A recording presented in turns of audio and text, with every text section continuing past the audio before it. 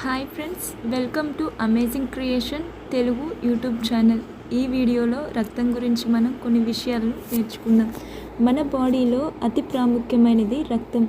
రక్తం ఎముక మధ్య నుండి ఏర్పడుతుంది. ఈ విధంగా రక్తం ఎముక మధ్య నుండి ఏర్పడడాన్ని హెమటోపాయిసిస్ అంటారు.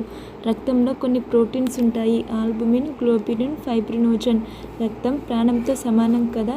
అయితే రక్తం నిరంతరం ప్రవహిస్తూనే ఉండాలా అంటే అవును, రక్తం నిరంతరం ప్రవహిస్తూనే ఉండాలి.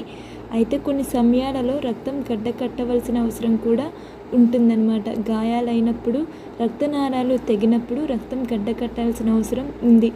సాధారణ ఆరోగ్యవంతుని యొక్క బాడీలో రక్తం గడ్డకట్టడానికి సుమారుగా 3 నుంచి 6 నిమిషాల సమయం పడుతుంది. అయితే రక్తం గడ్డకట్టకుండా ఎక్కడుండాలి అంటే రక్తనాళాలలో రక్తం గడ్డలు కట్టకూడదు. అయితే రక్తనాళాలలో రక్తం గడ్డ కట్టకుండా ఉండడానికి హెపారిన్ సహాయం చేస్తుంది. రక్త ఫలికలు రక్త స్కందనంలో ప్రముఖ పాత్ర వహిస్తాయి. రక్త ఫలికలతో పాటు ఫైబ్రినోజన్, ప్రోథ్రాంబిన్లు, విటమిన్ కే కూడా రక్త స్కందనంలో ప్రముఖ పాత్ర వహిస్తాయి.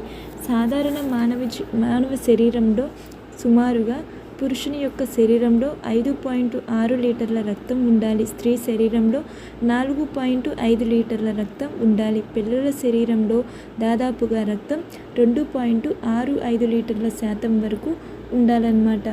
అయితే ఈ రక్తనాళాలలో హెపారిన్ లేకుండా ఫైబ్రినోజన్ ఉంటే ఏమవుతుందో ఊహించండి. రక్త ఫలికలు రక్తం గడ్డకట్టడానికి పనిచేయకుండా ఉంటే ఏమవుతుందో ఊహించండి. రక్తస్రావం జరిగి మనిషి ఆ రక్తహీనతకు గురవుతాడనమాట.